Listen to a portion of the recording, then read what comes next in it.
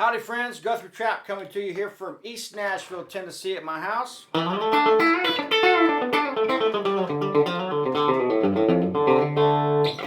Alright, so what we're going to do today on Wednesday here, and I'm going to try to get this out to you before midnight, so I'm officially sticking to back to my Monday, Wednesday, Friday schedule here as promised.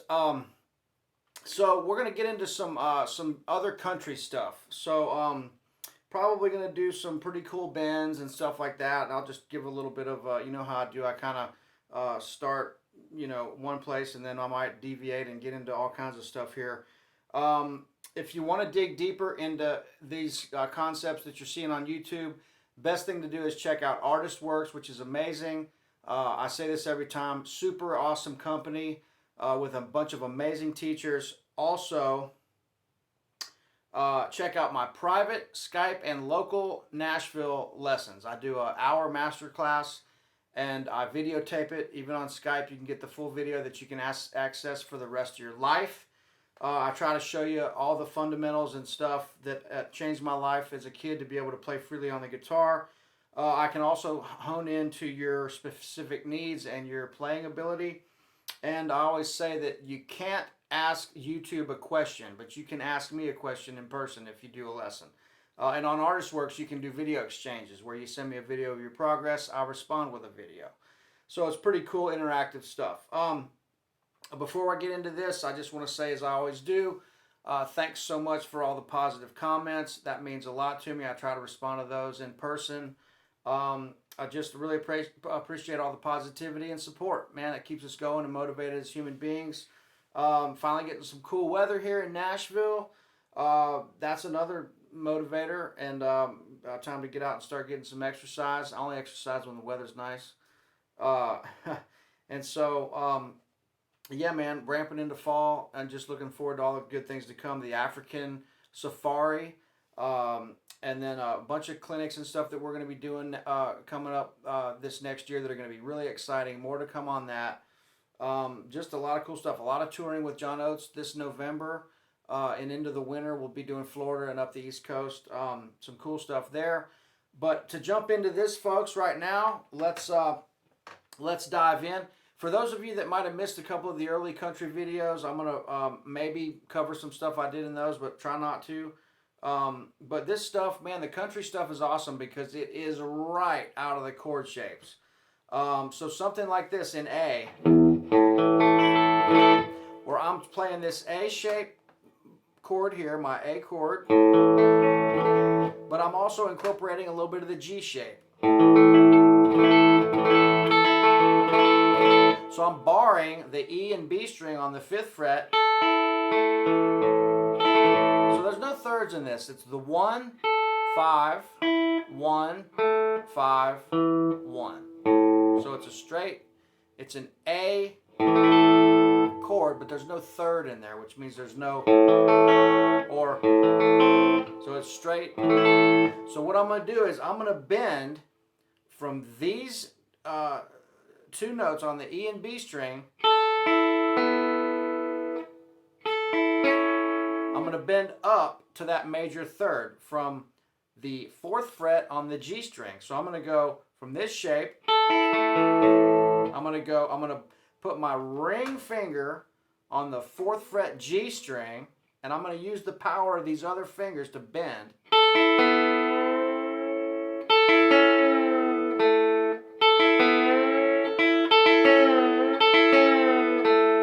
So that's a really cool introductory kind of country bend.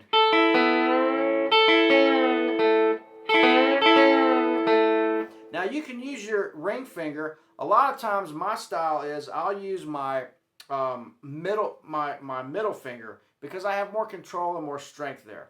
So a lot of people would do this, which that gets easier as you get farther up the neck because the string tension gets a little bit more loose, right? So there's that.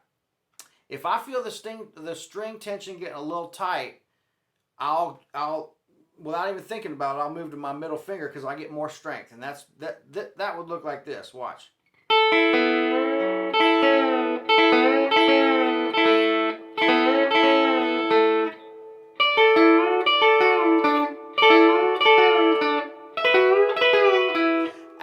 know what? I'm using my middle finger for all those. It just is stronger and more control for me for that bend. I'm not. It brings my hand closer in like this, and it gives me more control and more strength.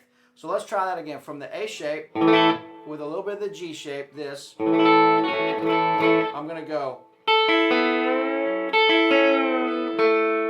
back to that shape. So I'm bending from B, the 2, to the major third of A. I'm bending up.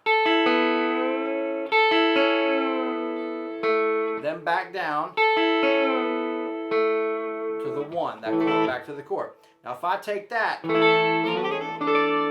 up to the 10th fret and the 7th fret of my D shape, my D chord, A position and a little bit of the G position. Look at that. You could look at that like the G shape, I guess. But I'm doing the same thing. Take it up to E. Then my A is right there. So same exact lick for the 1 and the 4 and the 5. So you can blend those together.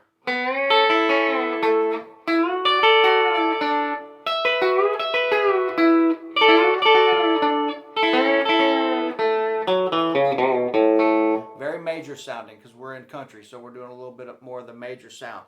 Another really cool lick that you can do in A, out of this D position, the D chord in A, and you'll see how the D shape in A.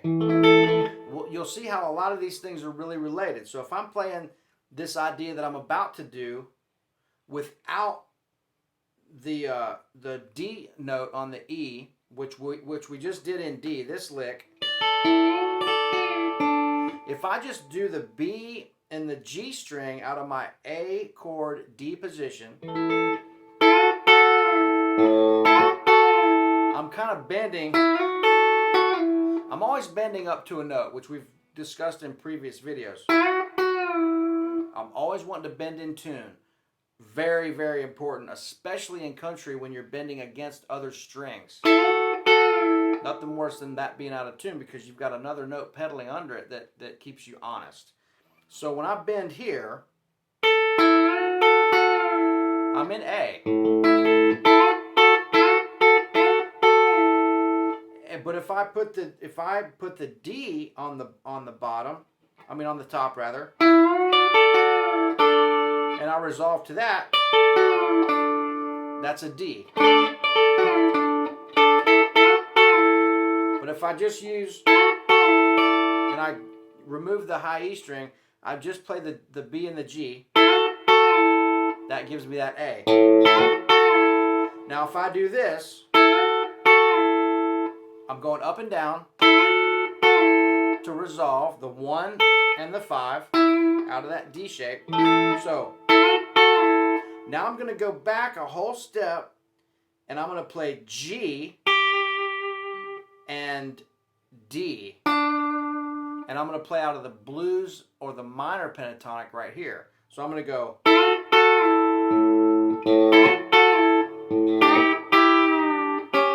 But when I resolve, I'm going to play the major third. So it has this sound.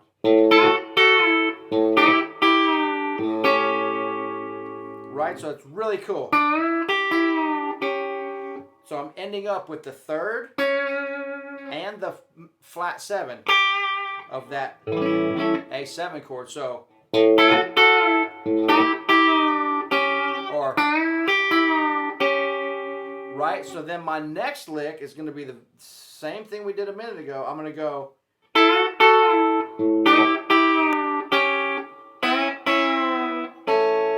So you've got the same lick that we did in the very beginning of the video.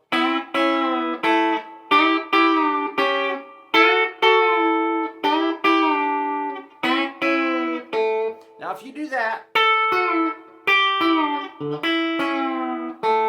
you don't have to end on that major third. That would be another way to do that where the timing the timing affects everything. So if I did this,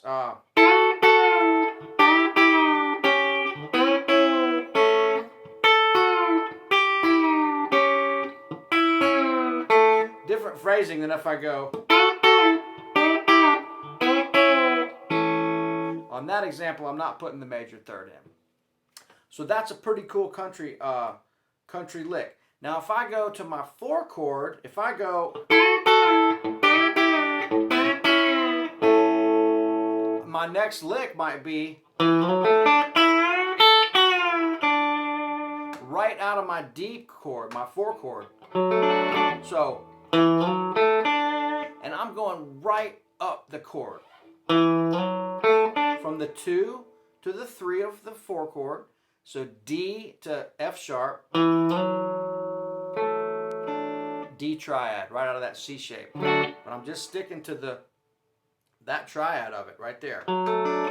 So I'm just using that to ramp up to my target note, which is my 1. And then I'm gonna go, I'm basically doing that, right? Sliding into that next position, which is my A position. But I'm going to do it with bending. I'm going to bend to this F sharp note rather than sliding up to it. So what I'm going to get is this. Ending on the 1. So again, oh sorry, I'm trying to do this real slow.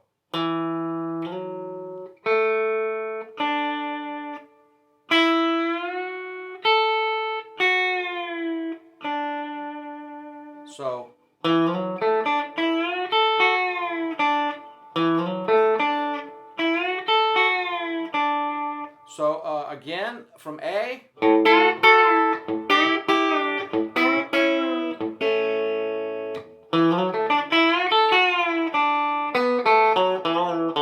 could come right back down.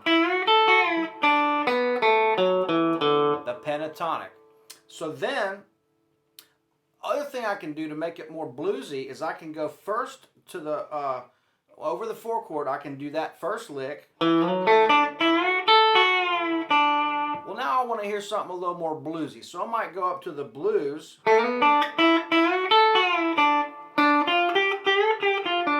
So I'm going to my minor pentatonic right here. And then, but I'm going to end on that major third because that keeps me in my really country kind of mode. So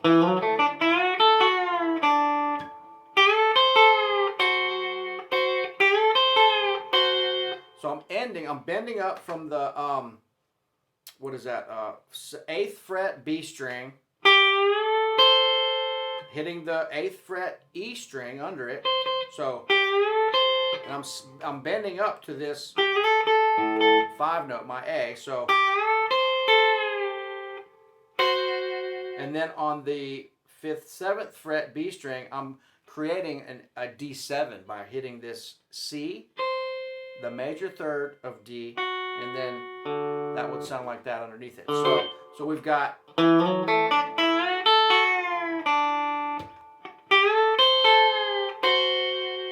right? So then if I go to the 5, here, pentatonic, but right there, instead of playing this, I'm not going to play that 6. I'm just going to go right from the 5, 3, 5, 6, 1, 2, 3, 5, 1. You don't have to worry about the numbers. It sounds like this. I'm just going right up the arpeggio of the chord rather than hitting that G string on the 6th fret. So I'm taking that out. I'm just going to go, because that gets me up to that E note that I'm targeting faster. So same lick lick we're doing on the D chord, we're doing on the E chord. Same exact vocabulary. So that's my point of all this, is these country licks, and the blues for that matter, but really in country, because it's so much out of the chord, the major sound. Even though we're mixing a little bit of blues in here with it, we're focused on a lot of major sounding stuff. Targeting the 3 and the flat 7 and the 1, as we have been in most everything that you're going to hear me do, I'll do that. So my point of this is they're interchangeable. You play over the 1 chord, you play over the 4 chord, you play over the 5 chord. If it goes to the flat 7, you can use the same licks, which sound great. If I go A to D to E back to A.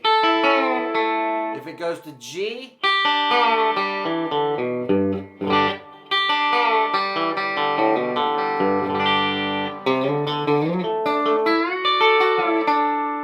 back to the 1.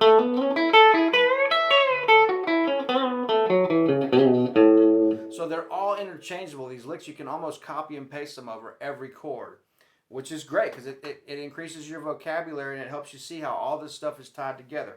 So getting back to this E,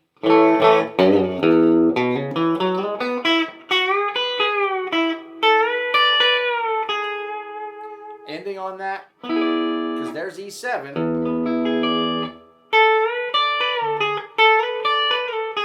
Basically what I'm doing is I'm sliding up, but instead of the slide, I'm bending up to that note, the B note. And then right back, then look, so my A is right there in front of it. So a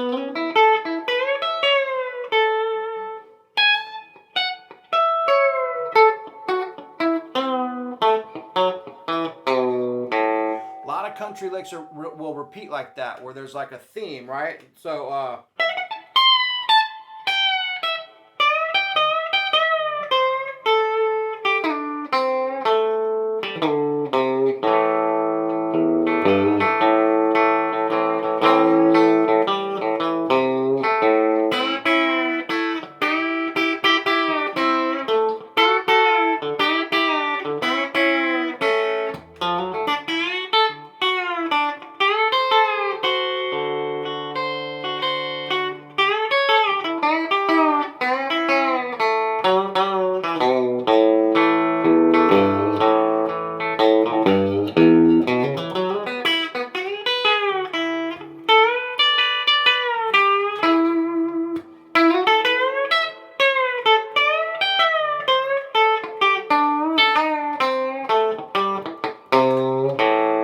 kind of a little swampy example of what you can do there. There's a couple cool things. Now here's another one I'll leave you with before I get out of here. Just going to do a couple little things. Like I said, if you really want to expand on these concepts, you can always email me at bookings@GuthrieTrapp.com to do a private masterclass. I'll send you all the details and we can book something. I love doing this. I'm getting a lot of really good feedback on the lessons. And I show you the fundamentals that changed my life as a kid on the guitar and enabled me to start playing up the fingerboard and seeing this from a musical standpoint, not a theory place. Really understanding your ear and the positions and sounds that you really need to be able to play what we use daily in the studio and live as professional guitar players. Taught by professionals, not professors. And don't forget, you cannot ask YouTube a question, but you can ask me a question in person. So that's my little sales pitch for you there. Last thing, when you do this, that little lick, out of that A chord, D shape. So, right here, I can bend to get a real cool steel guitar lick. So, and then right here, I can bend up on that third, which is really cool. I'm just bending up to the fourth. Right out of that that A chord, E shape. So right here.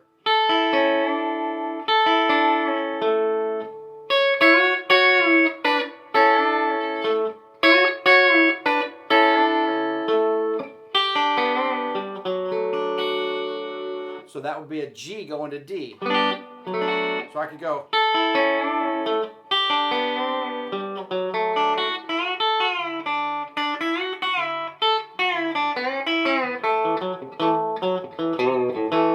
No extra charge for mistakes. Check that out. Those are all interchangeable over all kinds of different chords. Had kind of a crazy day today, so this is a quick lesson. Hope you get something out of that. Some of those kind of introductory country bends, but a little cool. I mean, they're landing on that major third and stuff is some stuff. It's kind of some inside stuff. That's not really your everyday country licks. That's getting into a little bit of some cool insider kind of stuff where you're ending on that major third. Not a lot of people do that. I love it. But let me know what you think, friends. Check out the links below. If you feel like donating to the tip jar, it keeps the coffee flowing.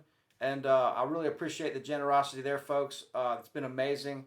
And more to come. Talk to you soon. All right, see ya. Bye.